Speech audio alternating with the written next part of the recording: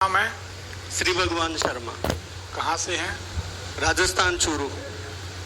जन्म तारीख बताएं। मेरे दोस्त हैं, रमेश जी नाम है उनका। जन्म डेट है 2/10/1983, 9:15। ये आपके मित्र की कुंडली है जी। आपका यह मित्र रात में थर थर कांपता है, डरता है। सही है कि गलत? इसको डर लगता है। उनको बुला ही लेंगे गुरुजी, यही बोला। गुरुजी प्रणाम। भगवान शुक्र है। क्या नाम है? रमेश शर्मा। रमेश शर्मा। अगर ये कुंडली सही है तो आप डिप्रेशन के शिकार हैं। निगेटिव निगेटिव निगेटिव सोचते हैं, फोबिया है, डर लगता है। सही है कि गलत है? सही है गुरुजी। इस कुंडली के अनुसार जी गुरुजी। क्या आपके घर पर कोई मित्र का आना होता है जो जुआ खेलता है, पत्ते खेलता है? ऐसा कोई मित्र है आपका क्या? सही है गुरुजी। आपके मकान में क्रीम कलर है, बादामी रंग है? हाँ गुरुजी सही है। आपके मकान में आप कौन सी मंजिल पर रहते हैं? नीचे ग्राउंड फ्लोर का ही। तो आपके मकान में कोई या बगल में लगा हुआ या मकान में ऊपर नीचे कोई स्कूल, कोचिंग सेंटर, कुछ ऐसा है क्या? हाँ गुरुजी। कोई चाचा या भाई, चाचा हाँ। जैसे या भाई जैसे किसी व्यक्ति ने आपको धोखा दिया है? हाँ गुरुजी। बहुत सेंटिमेंटल आदमी हैं आप। बिल्कुल। कुंडली में तो ये पता चलता है कि धोखा धोखा धोखा हमेशा भयंकर भयंकर मिलते हैं। धोखा तो बहुत मिले हैं। तो आपकी जो जमीन है, जी। मकान है, जो भी जायदाद है, हाँ गुरुजी। हमें नहीं कहना चाहिए पर बता दे रहे हैं आपको, भाई या चाचा के माध्यम से जी गुरुजी। चली जाएगी। इसका आप बेहद ख्याल रखें। ठीक है गुरुजी। और उनकी मिथुन, तुला या कुंभ राशि होगी। गासे नाम हो, कैसे नाम हो सकता? गोविंद कोई। हाँ। क्या नाम है? गोविंद। नाटे हैं क्या? हाँ मेरे जितने। चलो, अब गा से नाम निकला है, हम ये नहीं कह रहे कि वो करेंगे, पर सावधानी में ही सुरक्षा है। आप सावधान रहें। ठीक है। ठीक। क्या जानना चाहते हैं? वही सर, 2 साल से बिजनेस पूरा ठप पड़ा है, बंद हो गया पूरा, और करोड़ों रुपए डूब गए हैं। वही पूछना। आपने अपने पूजा घर में जी गुरुजी। कोई चांदी की मूर्ति या चांदी का पात्र रखा है क्या? अभी चांदी की मूर्तियाँ हैं गुरुजी। मूर्ति लाने के बाद कुछ नुकसान, धन हानि? हाँ थोड़ा थोड़ा स्टार्ट हो गया था। उसके बाद होता चला जा रहा है। हाँ।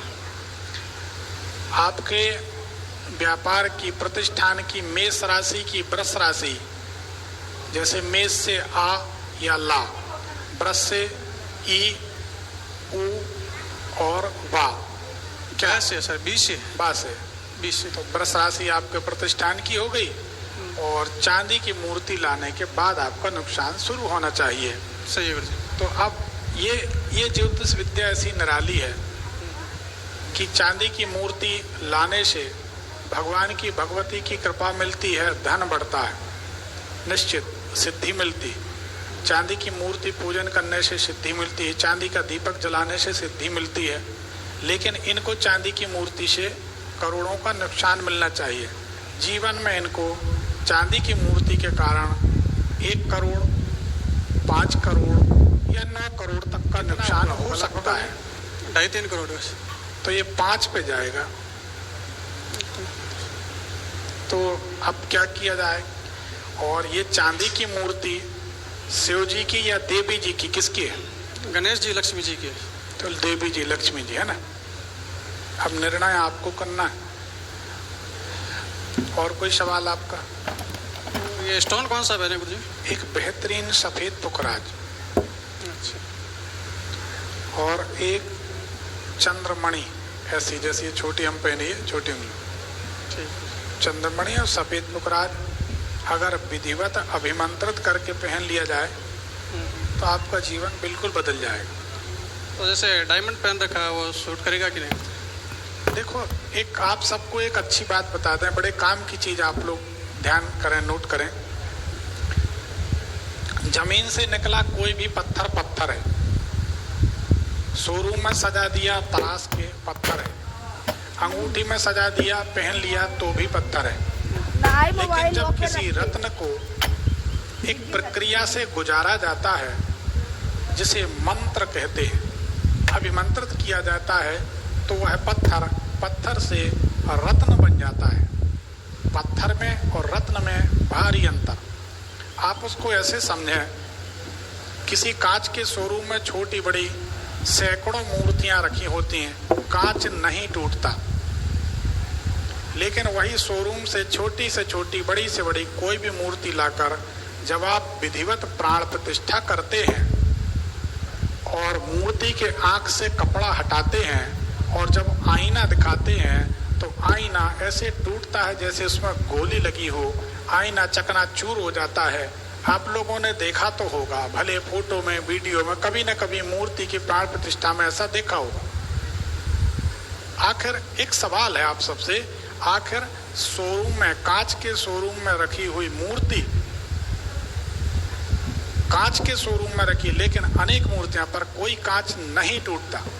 वही मूर्ति मंदिर में आकर प्राण प्रतिष्ठा के बाद कांच को चकनाचूर कर देती है। इसका कारण क्या है?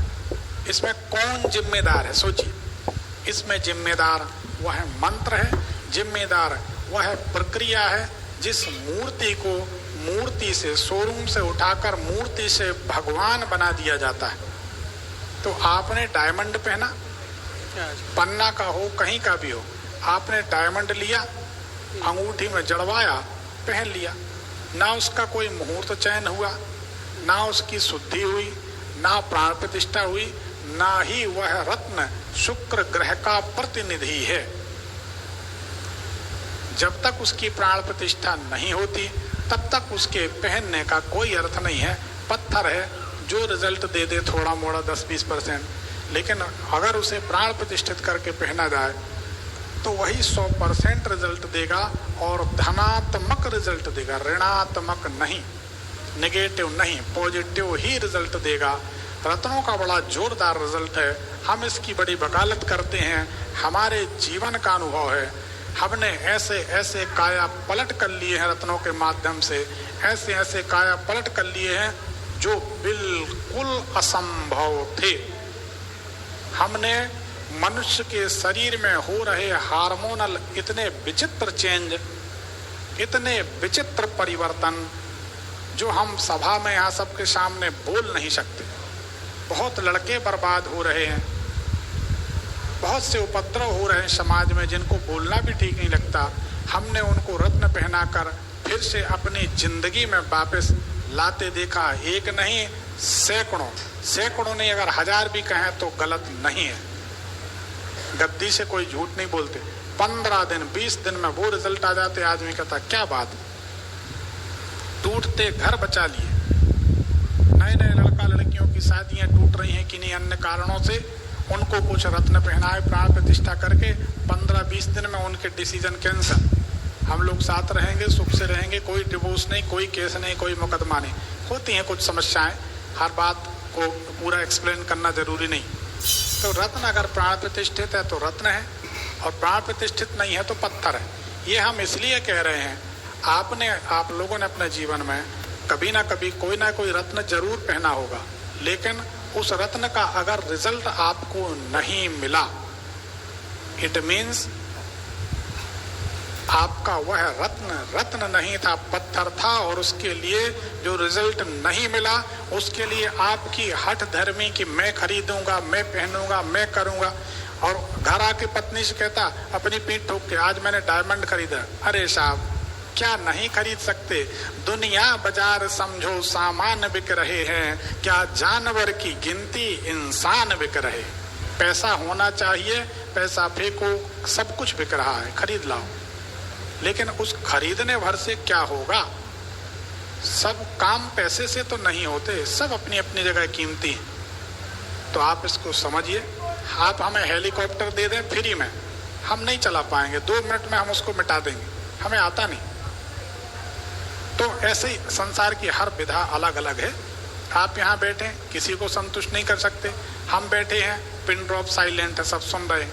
तो हर आदमी की अपनी अपनी एक मास्टरी होती है। रत्न पहने, पत्थर नहीं। रत्न का रिजल्ट ना मिले तो आप जरूर हमसे कह सकते हैं कि रत्न का रिजल्ट नहीं मिला। पत्थर का रिजल्ट नहीं मिलता, इसकी तो हम भी वकालत कर रहे हैं। रत्न होना चाहिए, प्राण प्रतिष्ठा होनी चाहिए, बाकी खरीदने से तो कुछ भी बिक जाता। ठीक है, तो और कोई सवाल? तो गुरुजी मेरे को पहनना चाहिए कि नहीं पहनना चाहिए डायमंड?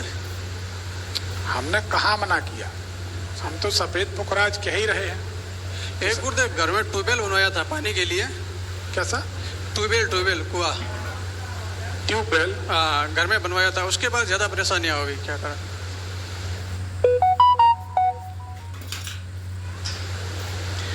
ट्यूबवेल मकान के दरवाजे के पास बनाया था क्या? हाँ, मेन गेट के पास है, मेन गेट के पास। उसके कारण परेशानी आई, हम इस बात से सहमत हैं, वो बराबर सही है। बंद करना चाहिए गुरुदेव उसको? नहीं, बंद नहीं कर सकते, ऐसी गलती नहीं करना। भंडारा करा दें। आप एक काम करें, जी गुरुजी। कभी भी बुधवार के दिन ठीक है। भंडारा कराते रहें, तो आपके साथ धोखाधड़ी भी नहीं होगी और ये नुकसान भी रुक जाएगा। और बढ़िया सफेद पुखराज आंख बंद करके